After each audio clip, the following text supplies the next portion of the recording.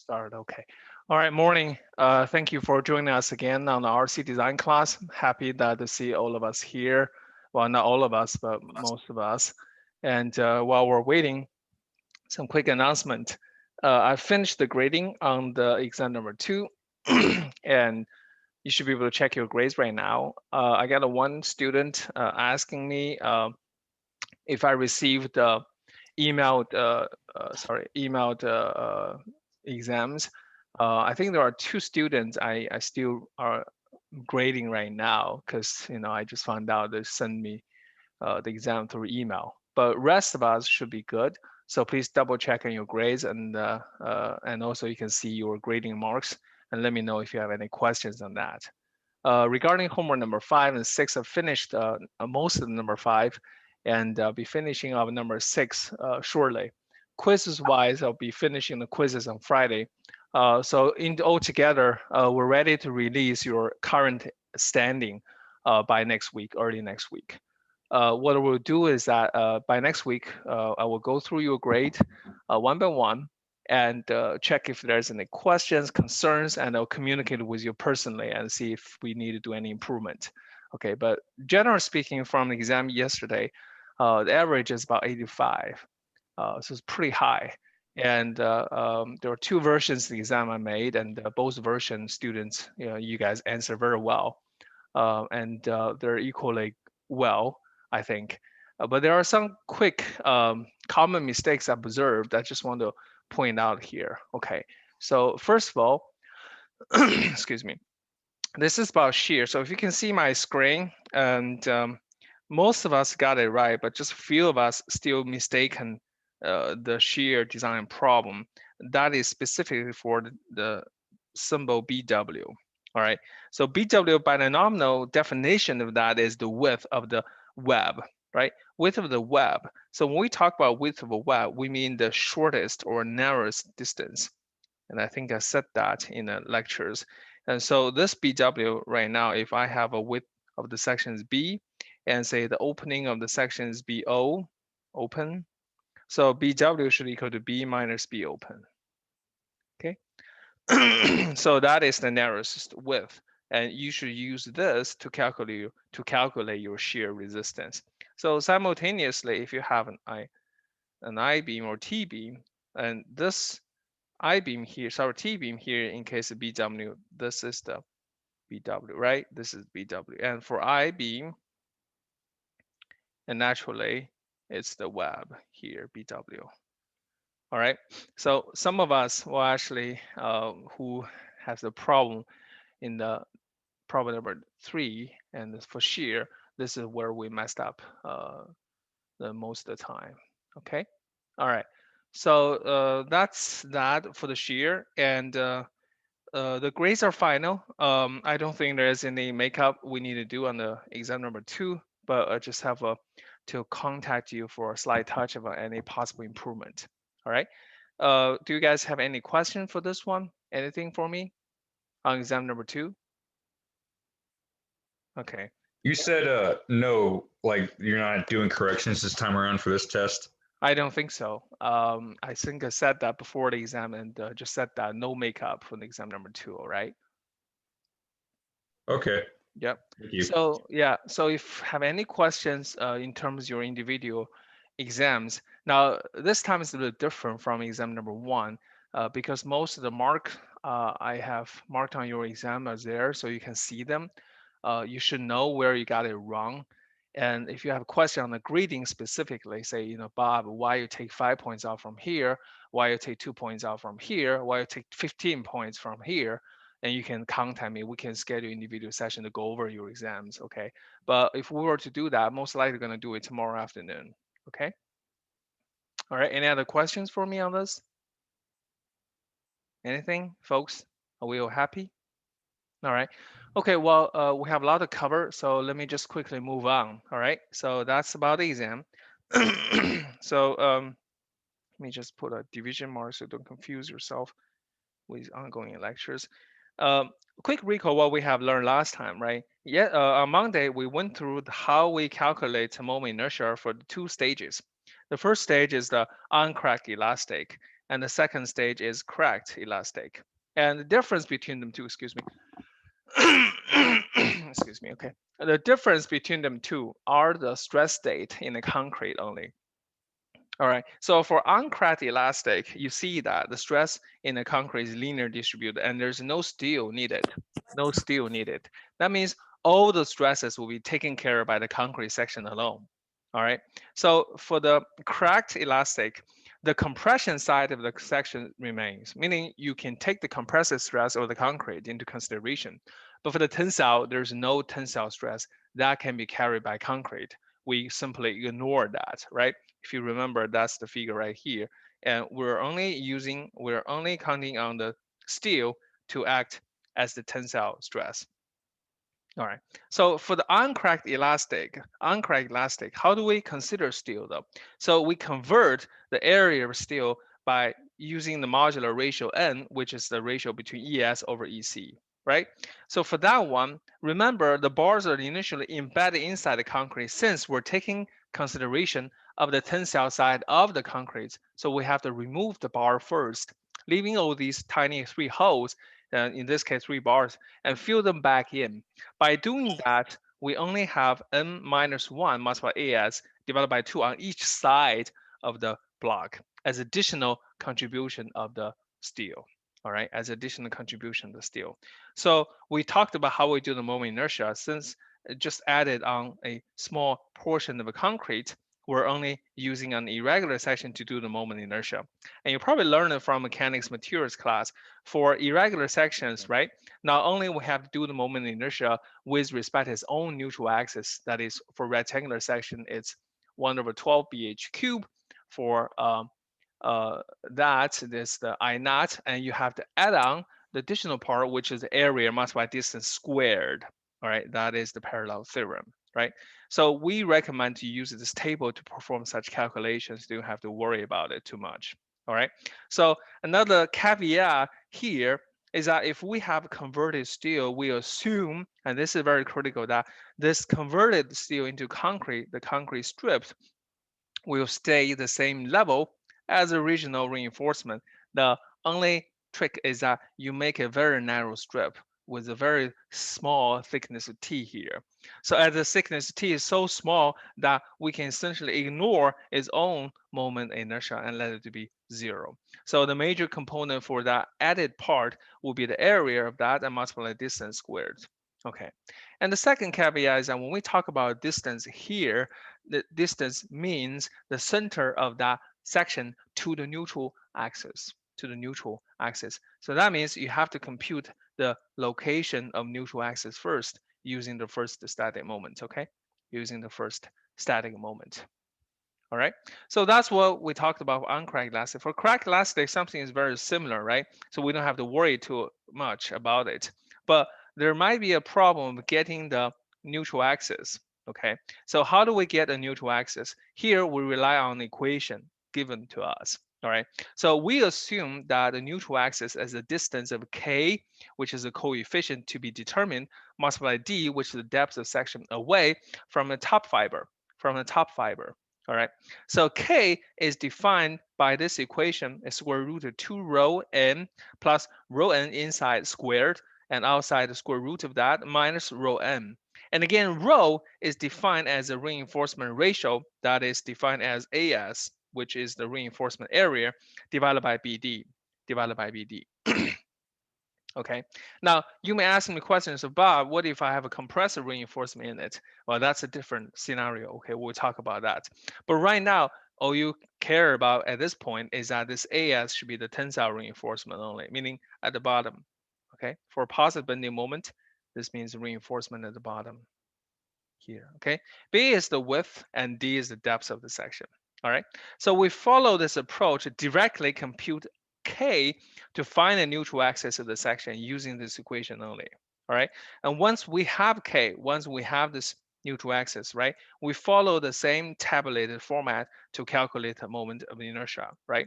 And you notice that we subscript it as CR, meaning as a correct moment inertia. It's different from IGT, means gross and transformed moment of inertia. So those are the differences. Okay, so those are the table how we compute moment inertia, and we also talk about how to evaluate the stress inside the moment of sorry, for these two stages, right?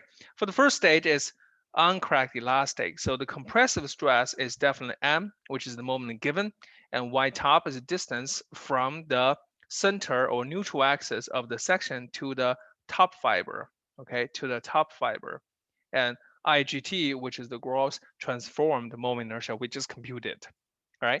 And there are tensile stress in the concrete as well, right? We call it FCT, and the only difference is that the distance is no longer y top, but h, which is the height, minus y top, because we're talking about the bottom fiber of the uncracked elastic section. And last but not least, the tensile stress in the steel, we can use the similar approach, but I want you to put the emphasis on here. Don't forget to multiply by this modular ratio n here to get the stress back as it was originally as a composite section, okay? If you have question on this, let me know, and I can redirect you to mechanics material section on how we calculate the stress in the composite section. All right. So we also talked about how we evaluate stresses for the cracked elastic stages, right? So those are just simply follow the equation here. And we introduce the parameter JD here is our friend, which is the lever arm between the compression, reinforcement, and tensile. Here we simply use D multiply 1 minus K divided by 3. You may ask where this 1 over 3 coming from, where this equation coming from? Simply because when the concrete section is cracked, we assume the compression section still remains linear distribution. And here's our triangle. So the total force is 1/3 of a kd away from the top fiber. Okay, so that's where the 1 of kd coming from. And D, which is the depth of the section, and this is the reinforcement at, right? So the distance here naturally is D minus 1/3 of a kd, and you take the D out and leaving 1 minus k over 3 in the bracket.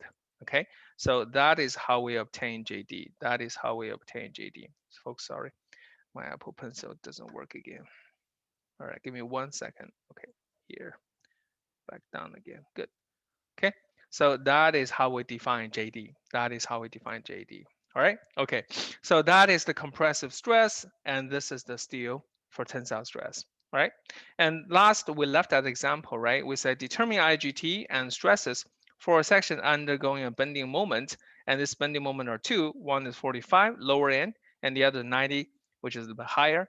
We give you the properties F prime C for KSI, the modulus of rupture, by the way, this is modulus of rupture, okay? Basically, is the tensile strength of the concrete is 475 psi, and the yield strength is 60 ksi. Okay, and we went down trying to find out the modular ratio here, n, and this is roughly equal to 8, and we got the converted area of steel into concrete, which is 16.59 inch squared. Find out the y top and follow the table. Eventually, got my IGT, which is 14737 inch to the power of 4. Inch to the power of 4. I will urge you to remember this unit correctly, and it has to be power of 4, okay? Power of 4. All right, so that's what we're left at, okay? So given IGT, now we need to check the stresses.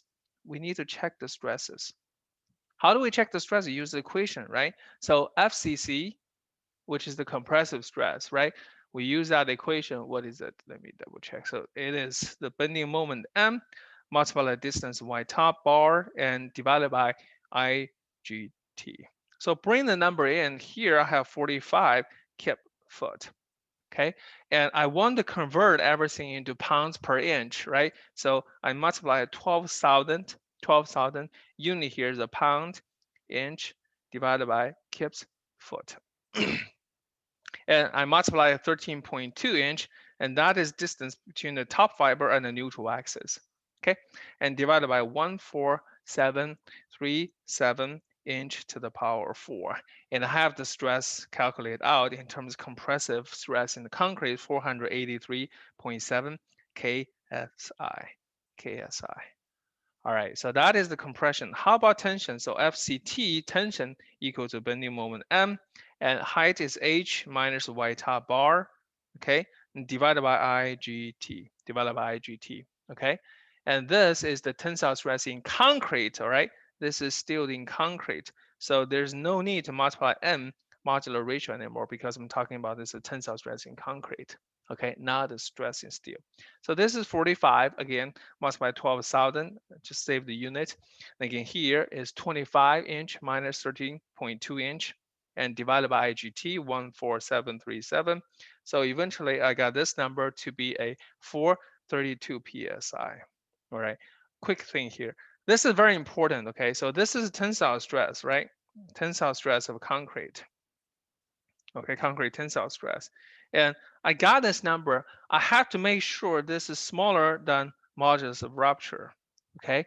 And which is 475 PSI. And I say, okay. You ask, why, Bob? Why are you doing this? Because I want to make sure this is the uncracked, stage 1 uncracked section. Okay, if it's not, I have to use the other equations for it. Okay, so that is the critical thing here. Now, moving on, I want to find out the tensile stress in the steel as well. So Fs would equal to moment and multiplied by d minus y top divided by IGT. Now, don't forget to multiply the modular ratio n here. Okay, so bring the numbers 45 multiply 12,000. Okay, multiply bracket inside 23 minus 13.2 and divided by IGT, which is 14737, and multiply by 8. Multiply by 8. Okay, so now I got this number to be 2873 PSI. All right, here again, I want you to remember to run a check that to make sure this is lower than the yield strength of 60 KSI. Okay, and we should be okay. All right, so this is pretty critical. All right, now in this, we finished the question number 1 or A when m equal to 45 kips foot. How about when m increased to 90 kip foot? What happens? Okay, so 45, right? Check the stress level. The tensile strength of the concrete is 432. It's almost 475 psi. Not there yet, but getting close. So I can make a wild guess. Say if I apply 90 kip foot, I can say now assume stage 2 has been reached. All right, meaning I have reached the cracked elastic stage. Okay, I have reached the cracked elastic stage. All right, so what happens when I have a cracked elastic stage? You go back to drawing board and showing the cross section, and that is my section with bars at the bottom, right? The height is 25, the depth is 23, and concrete cover is 2 inches, not as if we know this or we need this, and the width is 10 inches, right? So since it is assumed stage 2, that means concrete has cracked. So once concrete cracked, I want you to draw this section like this, okay?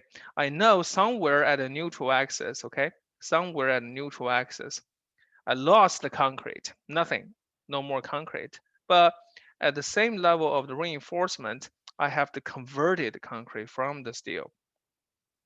Converted concrete from the steel. And you say this is an S, right? And in addition to that, oh, sorry, mistake. In addition to that, oops, let me take this one away. I know the height of this neutral axis here is KD, all right, KD, okay. And just for my own information, I know that n is roughly equal to 8. N is roughly equal to 8. Now, this modular ratio n equal to 8 is an always assumption or approximation I use in my courses. Now, if you find that n specifically with that concrete strength and yield strength of the steel, the Young's modulus of the steel, n is not that number, you can use the actual number, all right? But if you use n approximately equal to 8, that's fine. That's fine, okay? You don't have to really compute it if you don't know it, all right? So with this information, I move on to the equation quickly. I use that equation given k is equal to 2 times rho n plus a rho n squared minus outside the square root is rho n. All right. Now rho is defined as reinforcement ratio equal to AS divided by BD.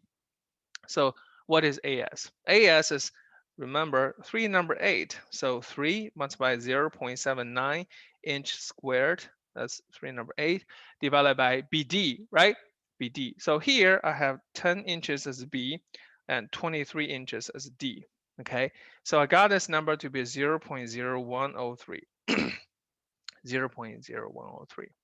Now you may ask, say, Bob, if my section is different, right? I have a T section like this, okay, and naturally by bars at the bottom, or I have an I section like so, and my bars at the bottom here, right? So what is rho now, right? Specifically, rho equal to ASBD, and AS is just here, right? AS is straightforward. And D, well, it's depth of the beam, which is known most of the time. So the critical question really is, what is B here for T and I section? So the answer to that is, in this case, B is to the equal to the fattest, or what most, or how to say this, largest size length of the section. Okay, in case of T and I beam, usually is a flange width. Okay, flange width. So this is different. Okay, this is different from the shear. Okay, so just a side note. Anyway, so we are lucky we got a rectangular section to deal with, and you mostly will get lucky in the exam like that. All right, but you never know. Okay, but for K, let's compute now. Bring the value in. So 2 times 0.0103, that is rho, and n is 8, plus 8 multiplied 0.0103 squared minus 0.0103 multiplied 8. So I got this number K equal to 0.332. So that's about 1/3 of depth from the section. So KD equal to 0.332 multiply D, which is depth, which is 23 inches. So I got this number to be 7.63 inch. While I'm at it, let me just do a JD, okay? JD would equal to D multiplied by 1 minus K over 3. So bring the number in 23 inches multiplied by 1 minus 0.332 divided by 3. And I got this number to be a 20.5 inch. Okay, 20.5 inch. So with that computation, I've finished my determination of the effective compressive zone. Well, in this case, the compressive side of the concrete. Okay, so now that is essentially saying I only have this KD left for concrete, which is now a 7.63 inches. Okay, now this drawing is disproportional, all right? It's in the proportion, it's out of proportion, okay? So KD is only about 1/3 of the depth, only about 1/3 of the depth. Now that is only the compressive side of it. So if I do the bar conversion, okay, and this will become NAS, NAS, okay. So now things are simple. This is my 1, and this is my piece 2. So I have these two pieces I need to convert to the moment of inertia, right? And lo and behold, I also know that, the centroid of this KD here is right here, okay? Centroid of KD here is right here, okay? Now, don't confuse yourself, okay? This is so-called neutral axis or centroid. Let me label clearly, okay? This is called centroid, all right? And that is different from the total force. That is different from the centroid of the total force. Now, the centroid of the total force is 1/3 of KD apart from the top fiber, and the centroid of the block is right in the middle of it. Centroid of the block is right in the middle of it, okay? So this is KD divided by 2. All right, be very careful. And now, also, I know JD now. JD is centroid of this top compressive region to the centroid of the tensile region of steel now is 20.5 inch. But let me just save some space. I know that number. Okay, so that is that. And just to help me out here again, this is the real neutral axis now. And the distance between the neutral center, well, between the edge of the neutral axis to the center of the bar here essentially is d minus kd, d minus kd. All right, now we have said this again, and this is almost like 2/3 after into the lecture. You may already forgot the definition of neutral axis. Let me remind you again, okay? Definition of neutral axis is in terms of strain diagram, where the zero strains at, okay? Where the zero strains at. So in our case, right, since it is cracked elastic, meaning that is the concrete compression and this is the tension from the steel. So the neutral axis right here at the end of the compressive zone. Okay. All right. So that is what we got. Now, with this beautiful looking section, I want to do my table again, right? I want to do my table again. So let me go ahead and say AI, where is the area of each pieces, right? So YI, we'll actually use the D. DI is the distance between the centroid of each piece to the neutral axis. Okay, and now I have AI DI squared. So let me just put them out. And also I have the moment of inertia with respect to self, and I call it II0.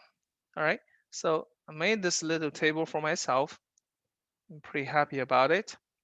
And then I go on and examine section 1 and section 2 or piece 2. All right, so A1, right, area, which simply is B.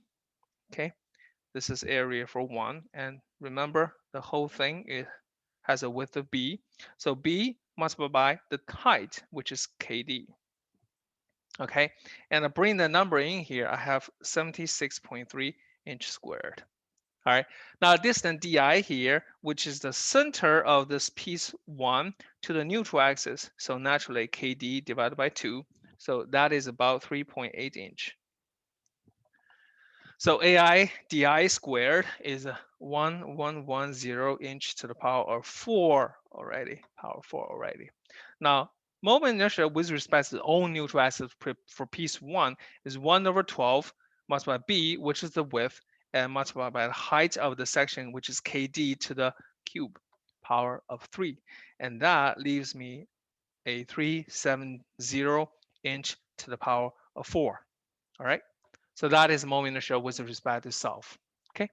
So for piece 2, right, and that is the converted concrete from steel. So N times AS gives me 8 multiplied by 0.79 inch squared and multiply by 3 because there are 3 rebars, right? So I got this number to be 18.96 inch squared.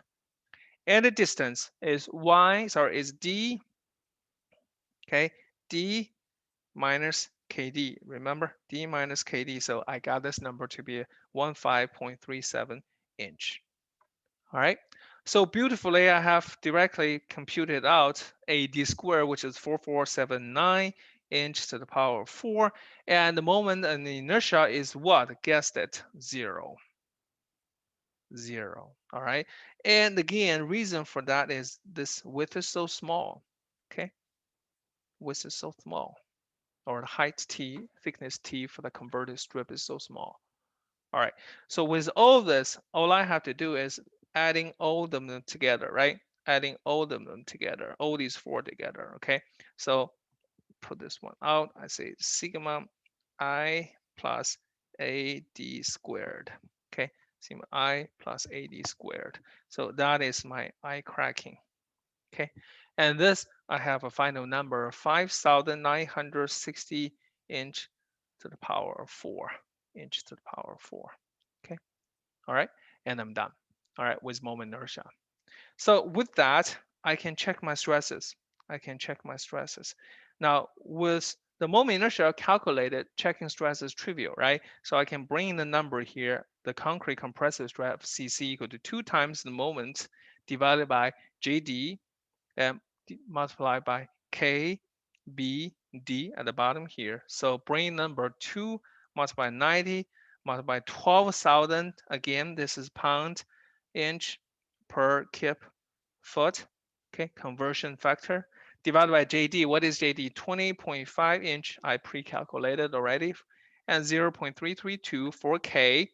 And the width is only 10 inches, depth is 23 inches. And I have this number to be FCC equal to a 1382 PSI. 1382 PSI. Okay, so this is the compressive stress, right? This is the compressive stress.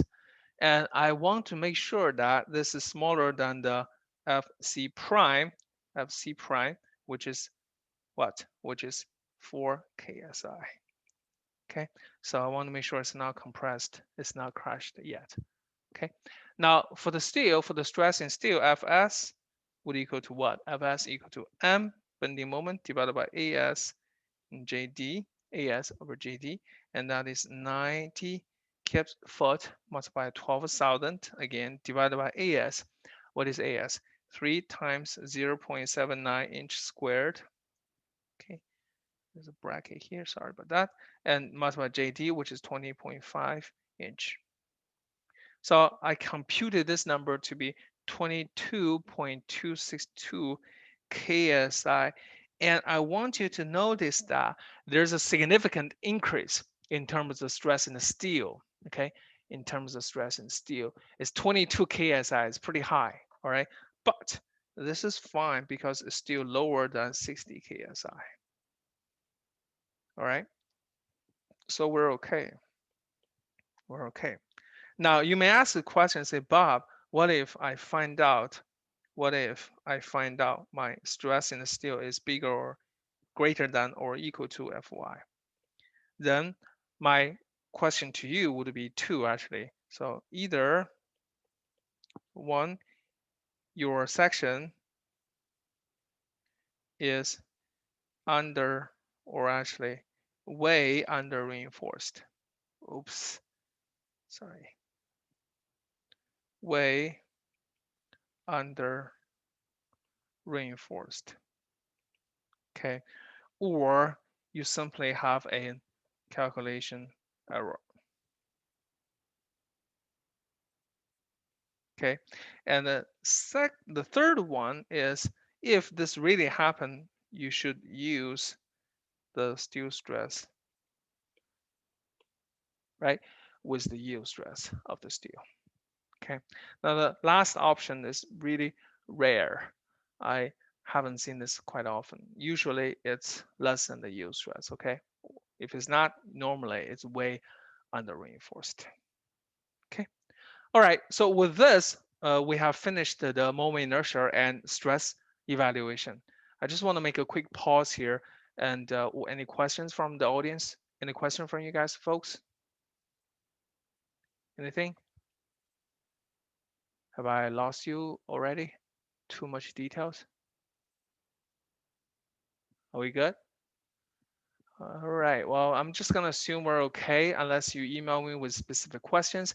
We're gonna leave a homework today, okay? So you'll be able to exercise this. But as you can see, it's really tedious, right? Not so hard to understand. It's just straightforward to calculate moment inertia and the stresses, all right? So with that, we finished lecture 19 and let's march on lecture 20, okay? Lecture 20. All right, so You said there's going to be homework then yeah, after this class? Thursday, tomorrow, I'll release the homework and it's going to be due next week. All right. Thank you, Professor. Yep, no problem. Okay. All right. So we have finished talking about the moment of inertia and two stages, right?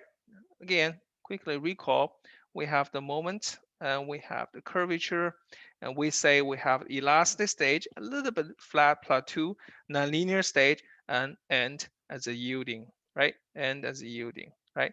So if I really want to call it, this is stage one, this is stage two, and this is stage three. And you may say this is transition period, and normally it's very short, okay? Takes about a second, so we don't really consider it, okay? So now we said, right, the design here is my, or actually mn, is right here. Okay, so normally for deflection purpose, for service purpose, right, we don't really worry about stage three. Okay, it is one and two, stages one and two, that we care about the most. Okay, so that is, we only care about EIGT and EIGT, ICR the most. All right, so that is the bending rigidity. Bending rigidity. All right, so how do we utilize that, and why do we need it anyway? So why do we need go through so much trouble to calculate these numbers, right? I don't understand, but why do we need this? We need this because, for example, if I have a simply supported beam that hanging over your head on the highway, okay, and you drive passing it every day, going to job, happy and thinking about what you're going to do something exciting in the design office or not. But these are some of the conditions you have to worry about is the sagging of the beam, right? It may sag so much that it will drop significantly and might hit you, right? And then you start to worry. You say, hey, who's the engineer for this? Come out and calculate the deflection that can cause by the thing and tell me it's safe, right? So the nice engineer like us coming from Missouri S&T will use the structure analysis equation, which is 5 omega u, and the span length is L here again, and power of what? Power of 4 divided by a 384 EI here, okay? EI here to obtain the deflection of the beam, to obtain the deflection of the beam, okay? All right. So that is for the distributed load and simply supported condition, right? Simply supported condition, right? So now when we talk about this, right, we have EI here, we have EI here, all right, EI here. So this EI, do we use EIGT or EICR? Do we need the uncracked or cracked? Isn't it? Which one do we need to use? Which one do we need to use? All right. So you may think, you know what, Bob? It really seems like a dumb question. I would just use either one to come up the maximum deflection and to be done with, right? Why should I bother to pick a number? To pick a number. Now, if you recall from previous lecture notes, that ICR can be quite significantly, quite different from IGT. So you might end up with a deflection 10 times higher if you use ICR, okay, if you use ICR. So you cannot just simply do it like that, simply pick a number, okay? But in all reality, let's take a look at it, right? For a simply supported beam. So let me be more patient and draw out this nice beam, okay? And of course, it's exaggerated, but you get the drift. And this is the simply supported condition at the two ends. One is pin and the other is a roller, okay? And I want to see how it will have moment, right? So let me put this distributed load as indicated from the part top drawing here and say omega u, okay? And immediately you start to think, I think it's gonna crack, right? I think it's gonna crack. And when they crack, and we said this before, for the fracture crack, it's probably gonna crack in the middle. It's probably gonna crack in the middle. And the real reason for that is if I draw the moment diagram, I know it's gonna follow the parabolic shape. I know it's going to follow the parabolic shape. That means it's going to go from 0 to a maximum number and come back to 0 again. Come back to 0 again. All right. So here is the trick. If I say the maximum moment applied, maximum moment at the middle span, right? This is at the middle span. All right. So let me just put this whole thing as L. So this is half of it. Okay. This is another half of it. Okay, so that is the middle span.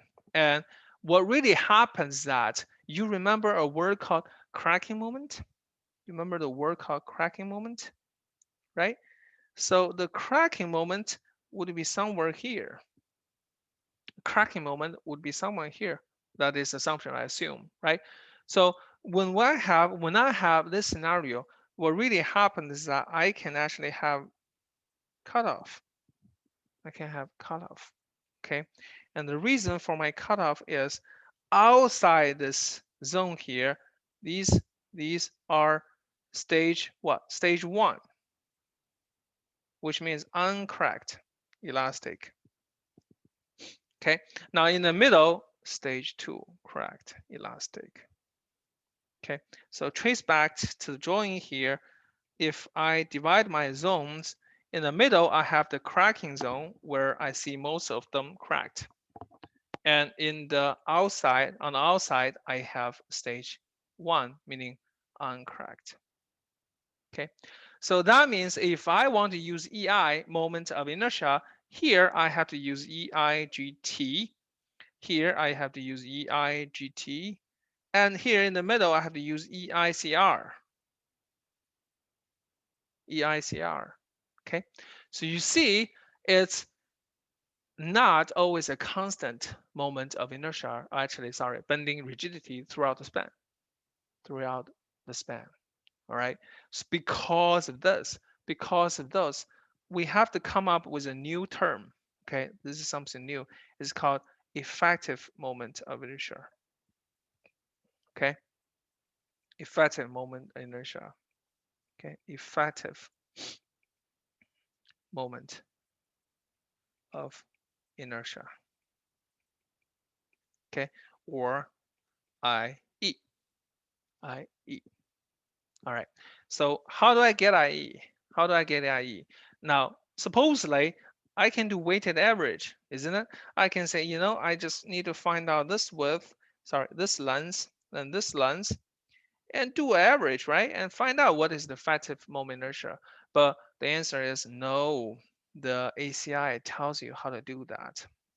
Okay, so ACI actually have an empirical equation to say, let me use the cracking moment MCR divided by the maximum moment applied, maximum moment in the middle span applied, okay, and bracket outside to the power of 3,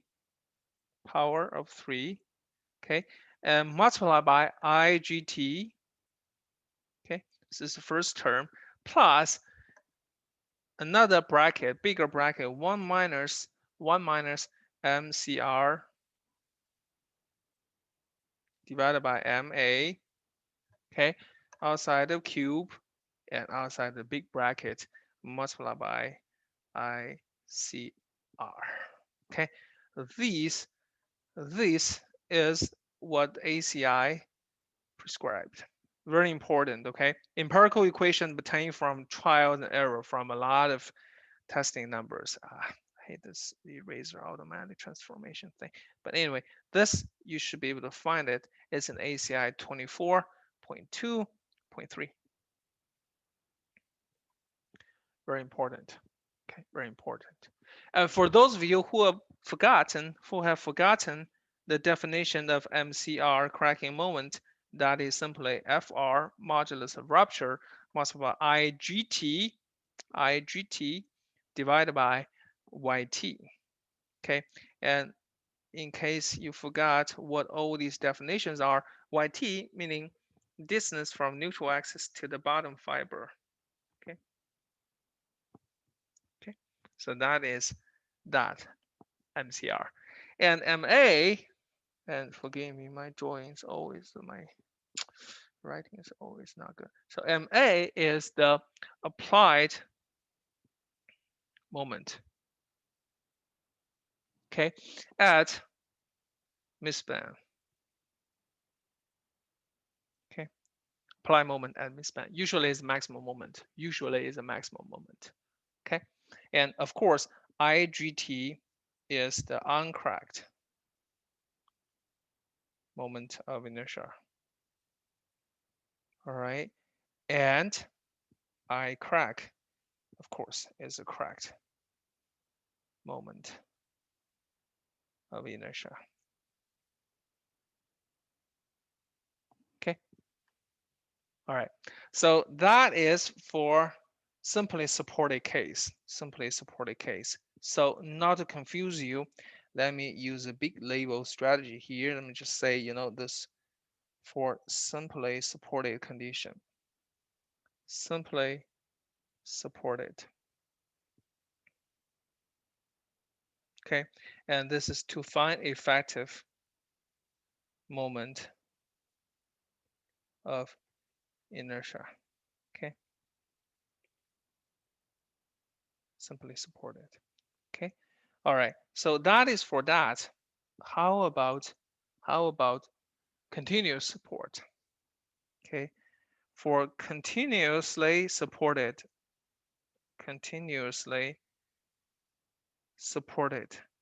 beams. All right, the equation is different. Equation is different. Okay, so what is continuously supported beam, right? So let me draw the drawing. Usually, for example, I have a column here. I have beam in the middle. Okay, another column here, and sometimes I even have continuous beams going through it, right? And if I have moment, right, moment like this, and you know the moment distribution for this, it looks something like that. I have a negative bending moment at both ends, and the maximum bending moment in the middle. So positive moment and negative moment. Okay, so that is my moment diagram. And the equation is different, all right? So for this case, continuously supported IE would equal to 0.5 of IE midspan, okay? Which means the moment inertia at middle span, effective, okay? Effective moment of inertia at midspan, plus a 0.5 quarter of moment of inertia at end A or 1, okay? Or IE2 plus IE2, okay?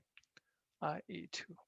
And don't forget this IE midspan equal to again MCR or MA cube multiplied by IGT, okay? And plus 1 minus MCR MA cube ICR, and this is at 1, okay? Sorry, at midspan, okay? And IE1 is whole thing again at left support, and IE2 is the whole thing again, same thing again at 2. Okay, sorry. So you use the same equation from above to compute this equation here to compute the effective moment inertia at different locations. And you use this equation here to get average effect from the middle span and end span and end span. Okay, and the reason because if you think of it as the positive bending, right? If I have a rectangular section, right? So my section will look like this. Positive bending, so the reinforcement is going to be the bottom and the compressive zone is going to be the top, right? So this is where IE midspan is going to look like. And for the negative, so bad, this automatic thing. For negative, and this is reversed, remember? The compressor zone will be at the bottom here and the reinforcement is going to be on the top. Okay, so this will be IE1. Similarly,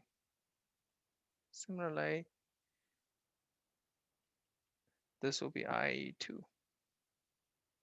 Okay, all right. Okay, so I think this is a good point to stop here. I will show example tomorrow. All right, any questions? Any questions for me on this, conceptual wise? All right. If you have any questions, welcome to stay behind or email me, or else I will see you tomorrow. Okay. Bye now. Thanks. Have a good one, Professor. Yeah, you too. Thanks.